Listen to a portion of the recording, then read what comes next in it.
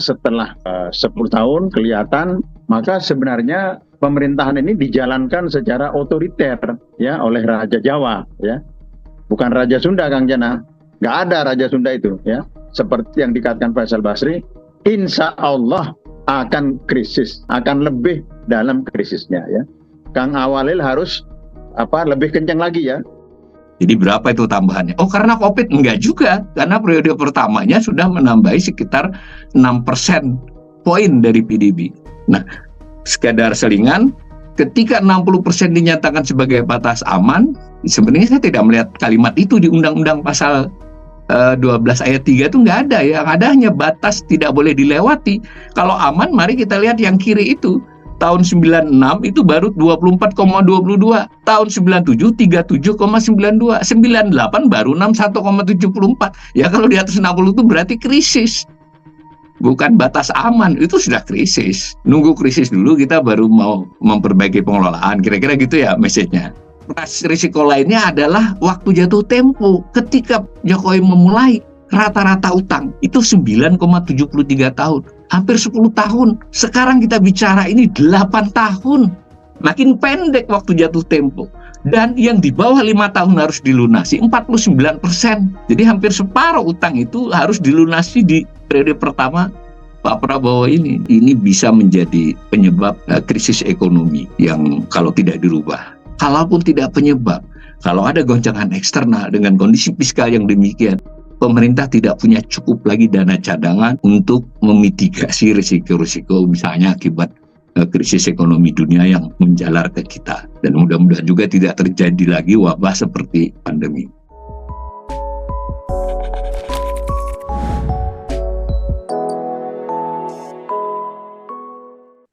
Pengantar dari Prof. Didi Rahbini. Ya, bismillahirrahmanirrahim. Assalamualaikum warahmatullahi wabarakatuh. Ya. Kita doakan kepada sahabat kita, guru besar yang telah wafat, dan ya kita semua ini seperti lagu sajadah panjang akan mengikuti langkah mereka ya. Allahumma gfir lahu warhamhu wa'afi wa'fu anhu. Saudara sekalian, saya tidak menyediakan materi karena saya sudah menolak Kang Jana, tapi Kang Jana nggak bisa ditolak. Dia harus, kalau sudah merintah sudah harus jalan.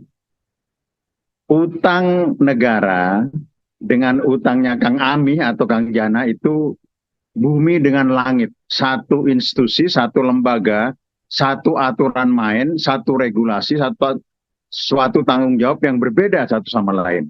Kalau Kang Jana mengambil utang dengan keputusannya sendiri, mau banyak, mau sedikit, mau kenceng, mau lambat, nggak ada kaitan dengan siapapun.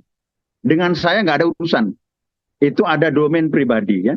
Jadi Kang Ami ya, sebagai deputi atau menteri nanti kalau pribadi ya, itu nggak ada urusan dengan kita. Tetapi utang negara, satu kali keputusan ya, mengambil utang sedemikian besar, anggaran pendidikan berkurang, anggaran untuk daerah berkurang, maka seluruh keputusan yang dilakukan oleh pejabat negara soal utang ini ya akan berpengaruh ke kanan ke kiri ya, sehingga syarat dari pengambilan keputusan di domain publik itu harus menyertakan secara demokratis pihak-pihak yang terkait di dalam utang tersebut, pembayar pajak, masyarakat, demokrasi dan seterusnya. Dan di dalam proses demokrasi sistem yang kita jalankan harus ada check and balances. Nah sekarang 10 tahun Jokowi berkuasa, pura-pura lugu, pura-pura nggak ngerti apa-apa ya. Tapi ternyata setelah 10 tahun kelihatan, maka sebenarnya pemerintahan ini dijalankan secara otoriter ya oleh Raja Jawa ya. Bukan Raja Sunda, Kang Jana. Nggak ada Raja Sunda itu ya. Mas Awalil nanti secara detail menjelaskan ya. Dan saya sudah menyebut 5 tahun yang lalu itu Jokowi itu Raja Utang ya. Coba dibuka di googling ya. Dan akibatnya Prabowo akan mewarisi utang itu. Dan kalau nanti berutang, kalau nanti menjalankan kebijakan yang sama dengan Jokowi, Prabowo, seperti yang dikatakan Faisal Basri, insya Allah akan krisis, akan lebih dalam krisisnya ya. Jadi Kang Jana membahas topik utang ini saya kira penting, siapapun harus terlibat. Kang Awalil harus lebih kencang lagi ya. Assalamualaikum warahmatullahi wabarakatuh. Terima kasih Kang Jana, Prof. Didi, dan moderator, narasumber, serta semua. Ini sangat meriah. Memang keluarga Insan Cita ini memang keluarga meriah ya. Nah, saya diminta untuk ikut penembuk tentang soal warisan utang.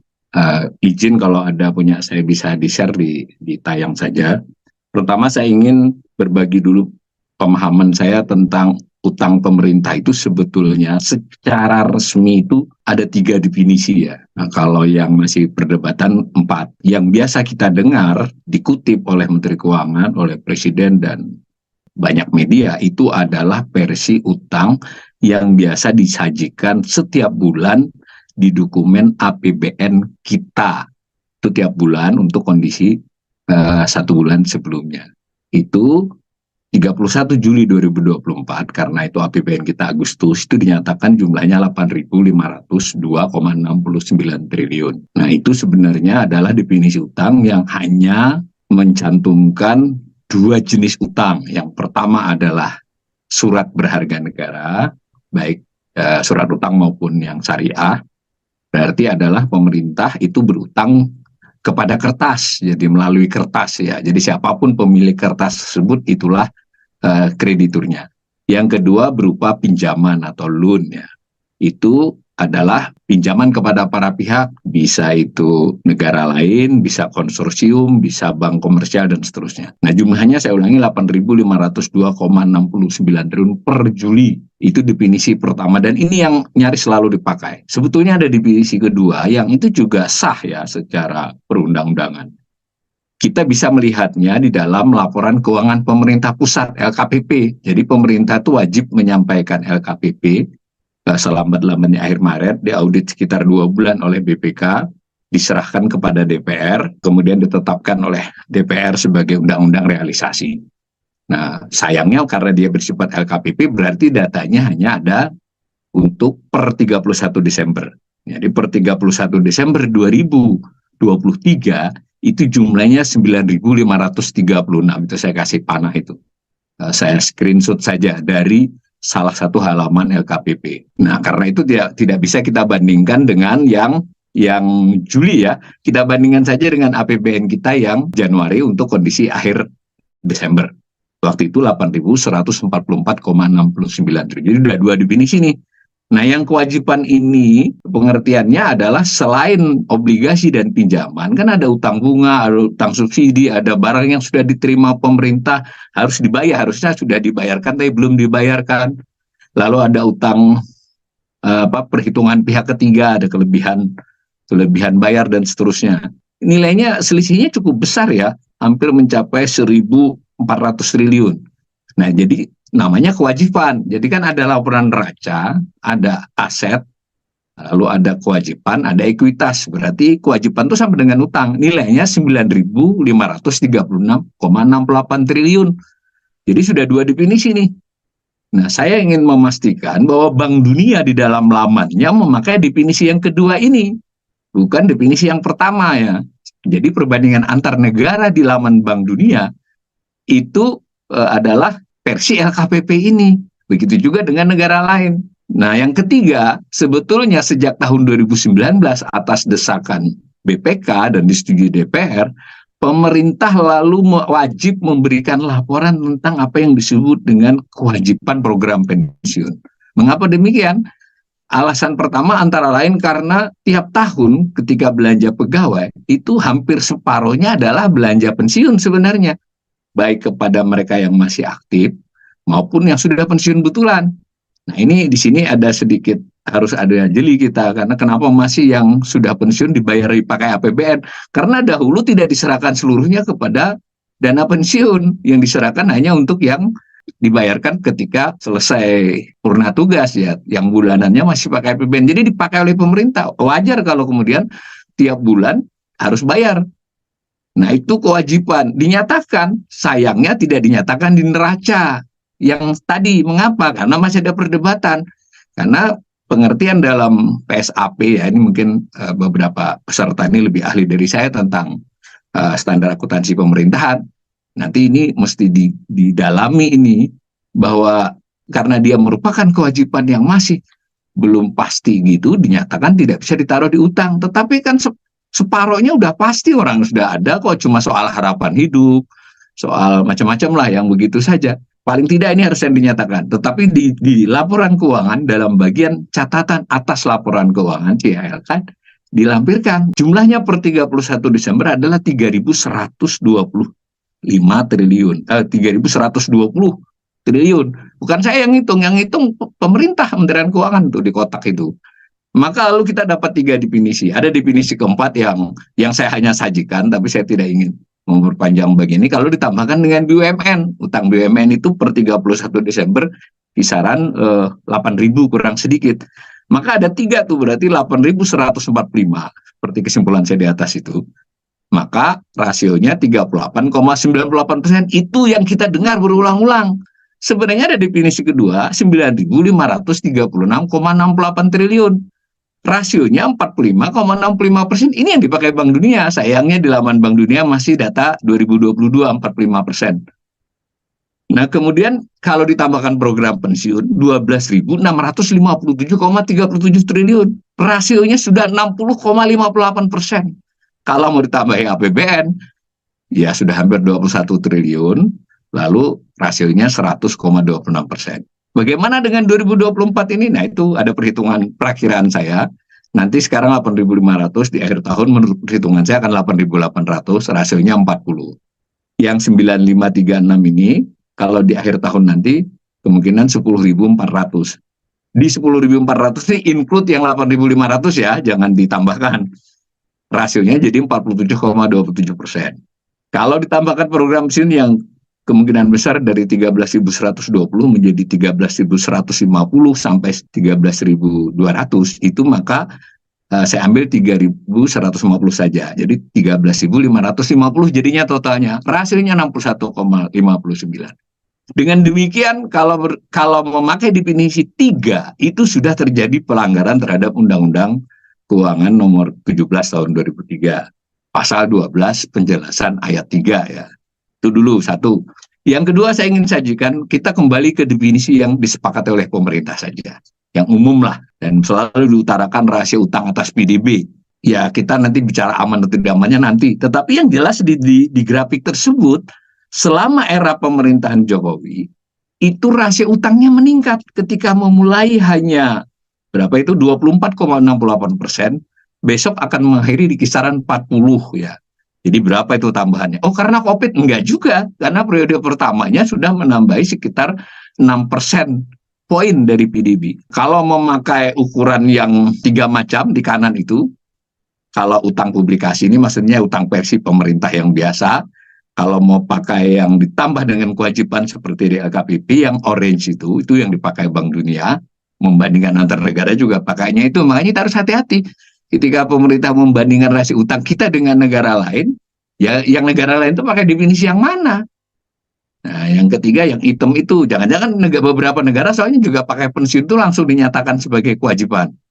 Nah, yang hitam itu kalau pakai kewajiban pensiun.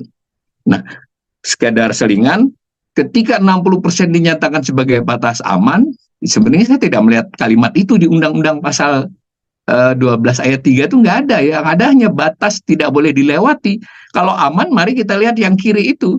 Tahun 96 itu baru 24,22. Tahun 97, 37,92. 98 baru 61,74. Ya kalau di atas 60 itu berarti krisis. Bukan batas aman, itu sudah krisis. Nunggu krisis dulu kita baru mau memperbaiki pengelolaan. Kira-kira gitu ya message-nya.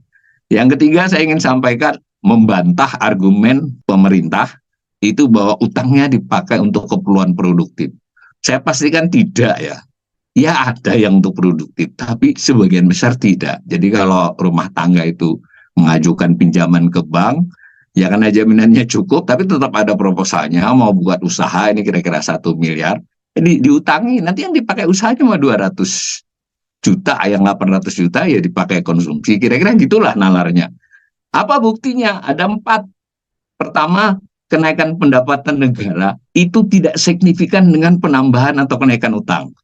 Nah, itu slide-nya nanti yang di belakang. Yang kedua, kenaikan aset tetap pemerintah itu tidak ditunjukkan. Kalau lihat di lamannya Kementerian Keuangan, itu ada argumen berutang, itu kita agar bisa meninggalkan aset yang produktif buat generasi penerus. Artinya ada maksud aset tetap. Ternyata di grafik atas itu, yang kiri atas, itu menunjukkan yang merah itu adalah aset, yang biru itu posisi utang. Ya, itu kan enggak. Oh, tapi kan itu masih naik. Hati-hati ya. Yang orange naik itu naiknya karena tahun 2019. Jadi dari 2018 ke 2019 itu terjadi lompatan 3 kali lipat aset tetap. Bukan karena tambahan utang, tetapi karena revaluasi. Jadi nilai aset dari era sebelumnya, tentu termasuk era Jokowi, itu dinilai ulang. Karena aset tetap itu kan dicatat dengan harga perolehan. Nah, tetapi ternyata untuk leverage agar bisa berutang lebih banyak, itu direvaluasi 2017-18. Baru 2019 diakui oleh BPK. Nah, akibatnya kalau kita lihat itu berarti kan tidak ada, utang itu tidak cukup besar menjadi aset tetap. Sebenarnya ini saya bisa tambahkan, tapi karena ini ada 4 pembicara, misalnya jalan. Ya, jalan yang bertambah itu jalan tol. Kalau jalan nasional itu bertambahnya jauh lebih sedikit dibandingkan era SBY. Jadi enggak. Aset tetap yang lain juga enggak. Sedikit. Tanah tidak banyak bertambah secara volume. Nilainya bertambah karena revaluasi. Bukan karena dari utang beli tanah banyak. Enggak. Dikit.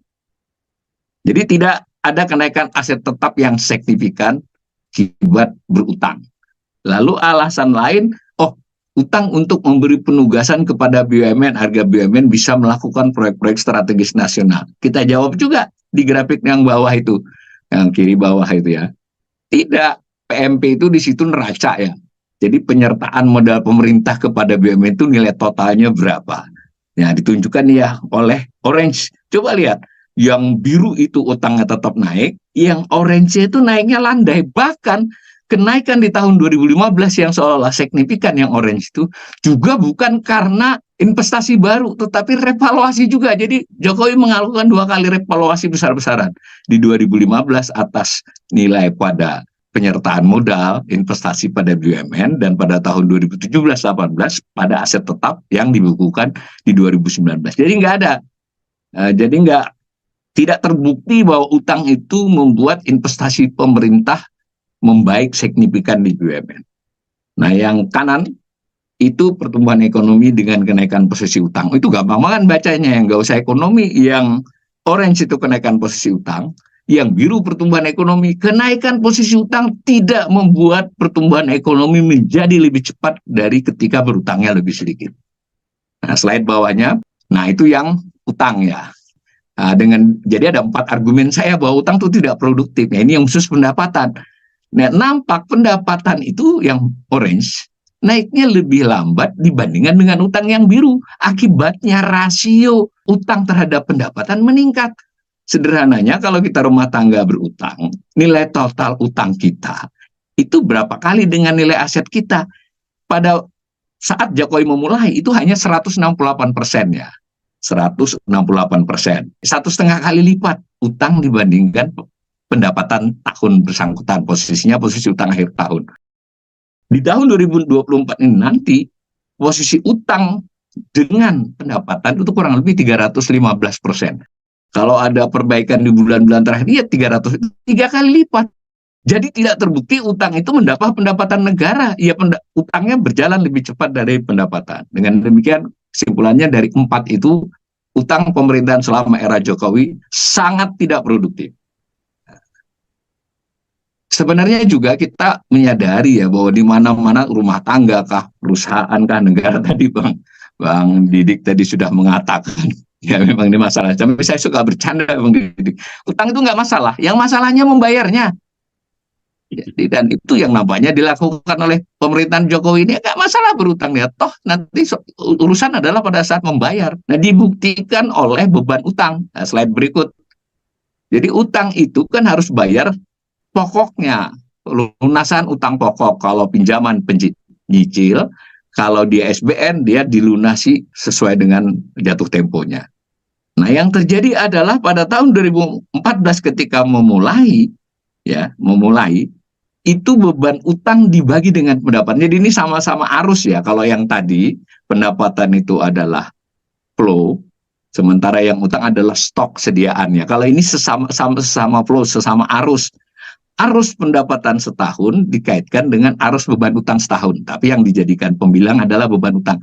Ini sebenarnya lazim. Kalau kita berutang ke bank, mesti kita ditanyai kondisi kita, lu berapa sudah cicilan dan sebagainya.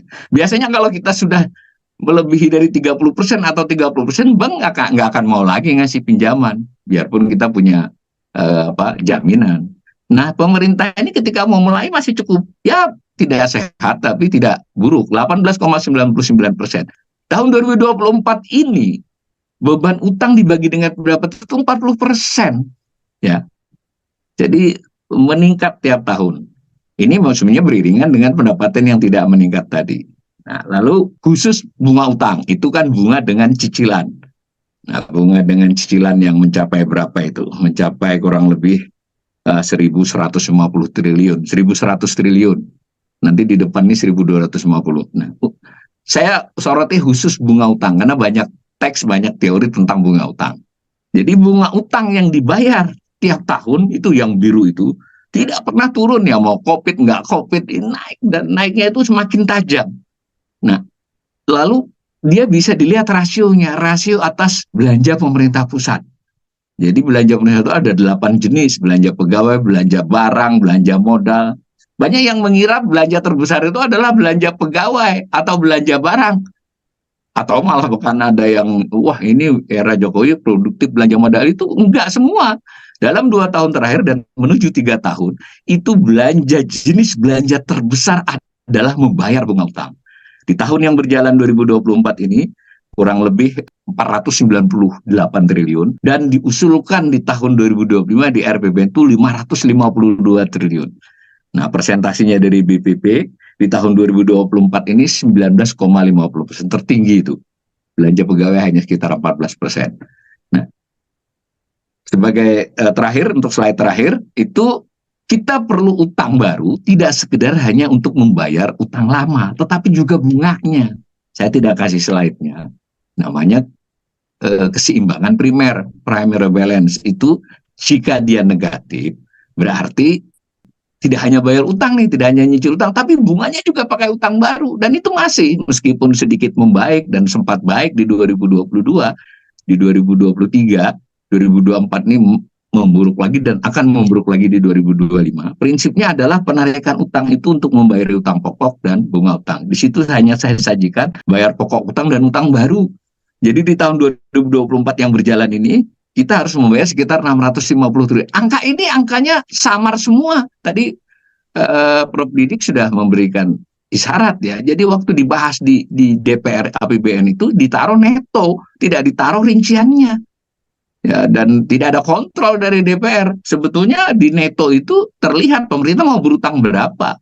Nah, mau berutangnya di tahun 2024 itu 1.235 triliun. Ini kurang lebih, ya, karena dia sifatnya neto. Yang nanti disetujui netonya. Di 2020 yang sedang dibahas ini sebenarnya entah DPR sadar atau tidak, dan ini sudah mencapai babak pencerahan akhir, itu 1.500 triliun rencananya berutang baru. Karena harus membayar utang lama dan bunga dan menutupi defisit. Jadi saya kira di depan ini kita akan 5 tahun era pertama Presiden Prabowo ini nanti, itu adalah rata-rata di 1.500 sampai 1.700 triliun tiap tahun cari utang baru. Kenapa? Karena untuk bayar utang lama, bunga utang, dan nutupi defisit. Disitulah ada yang namanya risiko refinancing. Jadi salah satu risiko besar perekonomian Indonesia, khususnya fiskal, itu adalah ketika tidak dapat utang baru, berantakan semua. Karena utang baru itu mutlak diperlukan untuk membayar utang lama, kemudian bunga, dan juga menutupi defisit. Jadi seandainya dibuat saja APBN yang tidak ngutang pun tetap susah. Karena tetap harus bayar cicilan utang. Nah, saya tutup uraian saya ini. Maka dengan uraian tadi, kondisi utang itu tidak aman sebenarnya. Melampaui banyak rekomendasi textbook, best practices, dan akal sehat bahkan. Nah, satu-satunya argumen adalah bahwa ini tidak melampaui batas aman 60%. Dan silakan dicek Undang-Undang Nomor 17 Tahun 2003 Pasal 12 adanya di penjelasan. Itu yang berbunyi yang tidak bisa dilampaui. Jadi batas pinjaman adalah 60% dari PDB. Bukan aman, tidak aman ya. Karena tadi saya ajukan argumen, kan enggak ada kata-kata aman. Di tahun 96 dan 97 belum 60, bahkan belum 40 tuh tahun 97. Pertengahan tahun 98 sudah kita krisis sudah. Yang kedua, rasio utang atas pendapatan negara tadi sudah saya sampaikan. Itu di kisaran 300%. Jauh melampaui rekomendasi IMF itu 90-150%. 2 kali lipat dari batas atas rekomendasi. Dan juga dari rekomendasi internasional debt relief yang juga 92-167%. Itu pertama. Yang berikut lagi, rasio pembayaran bunga utang tadi sudah kita lihat. Itu, tapi yang kita lihat tadi atas rasio atas belanja pemerintah pusat. Yang banyak di dalam kajian-kajian itu adalah atas rasio atas pendapatan. Nah, kalau dipakai itu besarnya 17,8% di tahun 2024 ini. Rekomendasi IMF 7-10%. Rekomendasi IDR 4,6-6,8. Ya, sudah lebih dari 2 kali lipat batas rekomendasi. Dari mananya aman? Saya tidak tahu ya bagaimana bisa Sri Mulyani mengatakan ini aman. Lalu yang rasio tadi pembayaran beban utang yang 40% itu melampaui rekomendasi IMF yang 25-35%. Memang masih dalam rentang rekomendasi IDR yang mencapai 67%. Tapi tetap saja di sini nggak pas ya. Nah, ada rasio-rasio lain yang diungkapkan sendiri dalam dokumen nota keuangan, tapi nggak pernah jadi pembicaraan publik. Jangankan publik, DPR saja tidak membahas. Mereka langsung bahas angka-angka saja dengan cara cepat. Di situ diungkapkan risiko fiskal antara lain yang disebut dengan risiko rasio variable rate oleh pemerintah loh yang mengatakan. Artinya exposure tekanan variable rate itu membesar. Mengapa? Karena pada waktu COVID, Fed itu yang beberapa instrumen dikeluarkan itu meskipun sebagian dibesar diambil oleh Bank Indonesia, tetap variable rate. Jadi risiko variable rate meningkat.